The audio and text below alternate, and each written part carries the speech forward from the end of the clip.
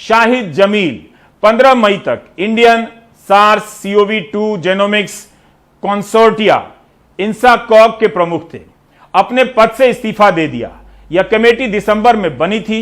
Reuters में 3 मई को छपी खबर के अनुसार इस कमेटी ने भारत में फैले वायरस के बारे में चेतावनी मार्च के पहले हफ्ते में ही सरकार के चोटी के अधिकारियों को दे दी थी।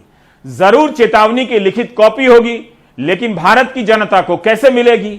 आपको याद होगा कि मार्च के ही पहले हफ्ते में स्वास्थ्य मंत्री डॉक्टर हर्षवर्धन ने कहा था कि भारत में महामारी खत्म होने को है। तो क्या स्वास्थ्य मंत्री को जीनोम कमेटी की चेतावनी नहीं पहुंची? क्या लोगों की जान इतनी सस्ती हो गई है कि इन सब सवालों का ठोस जवाब ही ना आए? बहरहाल शाहिद जमील ने अपने पद से इस्तीफा दे दिया है। शाहिद जमील ने जिस कमेटी की अध्यक्षता से इस्तीफा दिया है, उसका काम है यह पता लगाना कि वायरस कहीं रूप बदलकर जानलेवा तो नहीं हो रहा है। उन्होंने इस्तीफे का कारण नहीं बताया, लेकिन कहा जा रहा है कि मई महीने में न्यूयॉर्क टाइम्स में उन्होंने एक लेख लिखा, जिसके कारण दबाव बनाया गया उन पर। इस वक्त जब लोग जानना चाहते हैं कि क्या वायरस और जानलेवा हो जाएगा या कमजोर होगा, इन सब के बीच इसका पता लगाने वाले समूह के प्रमुख को इस्तीफा देना पड़ रहा है। 13 मई को शाहिद जमील ने न्यूयॉर्क टाइम्स में लिखा है कि वैज्ञानिक चाहते हैं कि तथ्यों के आधार पर नीति बने, लेकिन उनकी बातें सुनी नहीं जा रही हैं। Scientist were facing stubborn resistance to evidence based policy making. Jalil लिखते हैं कि 30 अप्रैल को 800 वैज्ञानिकों ने प्रधानमंत्री से अपील की कि हमें डेटा दिया जाए जिसका हम अध्ययन कर सकें, बता सकें कि भविष्य में क्या होने वाला है और महामारी को रोका जा सके।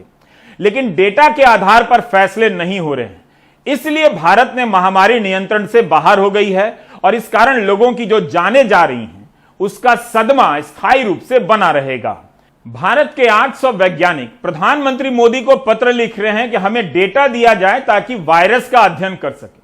अब तक इस पत्र पर 900 से अधिक वैज्ञानिकों ने दस्तखत किए हैं। पत्र लिखने वालों में पार्था मजुमदार भी हैं, जिन्हें भारत में जीन गुरु कहा जाता है, जो national institute of biomedical genomics के निदेशक हैं। जीन गुरु डेटा ना मिलने की शिकायत कर रहे हैं। जाहिर है इन वैज्ञानिकों को भी यह लगता होगा कि उनके सामने देश के लोग इस तरह तड़पा कर मारे जा रहे हैं, मर रहे हैं और वे कुछ नहीं कर पा रहे हैं। 900 वैज्ञानिकों का पत्र लिखना क्या सामान्य घटना है? पत्र लिखने वाले वैज्ञानिकों में LS शशिधर भी हैं, जो Indian Institute of Science Education और रिसर्च में प्रोफेसर हैं। Professor LS Shashidhar International Union of Biological Science के अध्यक्ष हैं। इस स्तर के लोगों को पत्र लिखना पड़ रहा है कि हमें डेटा दिया जाए ताकि हम बता सकें, अध्ययन कर सकें कि यह वायरस भविष्य में क्या रुख लेगा। इस पत्र में तो यह भी लिखा है कि आत्मनिर्भर भारत की नीति के कारण वैज्ञानिक उपकरणों का आयात करना एक जटिल काम हो गया है, काफी समय लग रहा है।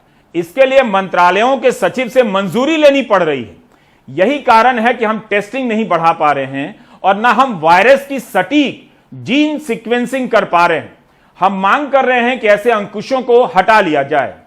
वैज्ञानिक डेटा ही नहीं मांग रहे हैं, बल्कि यह भी कह रहे हैं कि आत्मनिर्भर भारत की नीति ने उनके काम को कितना धीमा कर दिया है। इसमें एक पॉजिटिव न्यूज है, वो ये कि पत्र लिखने वाले वैज्ञानिकों को जेल नहीं भेजा गया है, पोस्टर लगाने वाले गरीब मजदूरों को ही भेजा गया है।